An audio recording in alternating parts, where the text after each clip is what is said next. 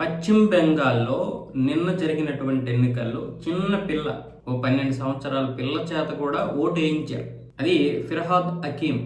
ఈయన పశ్చిమ బెంగాల్లో టీఎంసీ తరఫున మంత్రిగా పనిచేస్తున్నాడు. ఈయన మనవరాలతో వచ్చాడు.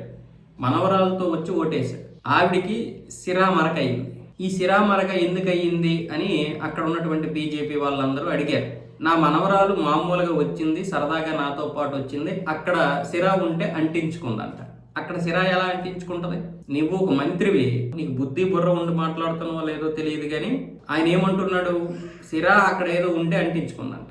అంటే అక్కడ ఎన్నికల అధికారులు అంత ఆలోకం వల్ల, అంటే ఇలాంటివి ఒక బీజేపీ నేతకి సంబంధించినటువంటి మనవరాల మీద ఉంటే ఈరోజు ఏమంటారు, ఈసీని కొనేశారు అంటారు.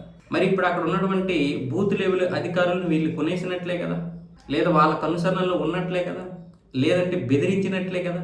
ఇంతకు ముందు జరిగినటువంటి ఓటు బ్యాంక్ ఇదే. ఇలా ఇష్టం వచ్చినట్లుగా రౌడీలు తీసుకురావడం, ఓట్లు వేయడం, పోవడం. ఆవిడికి వ్యతిరేకంగా ఎవరైనా ఓట్లు వేసే వాళ్ళు ఉంటే వాళ్ళని ఇళ్ల నుంచి రానివ్వకుండా అక్కడ కొంతమంది రౌడీలు అయినా సరే, వచ్చేసినా సరే, ఇక్కడ బూతుల దగ్గర ఏమొచ్చేసి లైన్లలో గంటల తరబడి నిల్చోబెట్టేశారు. నువ్వు ఎంతసేపు వెయిట్ చేస్తావు ఓటు వేయడానికి? మహా అయితే గంట నుంచి 3 గంటలు, అంతకు మించి ఉంటే మరి ఓటు వేయలేము కదా, చిరాకు వచ్చేస్తుంది, విసుగు వచ్చేస్తుంది. ఆ విధంగా 4-5 గంటలు 6 గంటలు అక్కడ నిల్చోబెట్టేసేవాళ్ళు. వీళ్ళేమొచ్చేసి ముందు వచ్చి రిగ్గింగ్ చేసేవాళ్ళు. దీనివల్ల ఓటు వేయడానికి వచ్చినటువంటి వారు చూస్తే ఓట్లు వేయడానికి వచ్చారన్నట్లుగానే ఉంటుంది, కానీ వాళ్ళు ఓట్లు వేసేవాళ్ళు కాదు.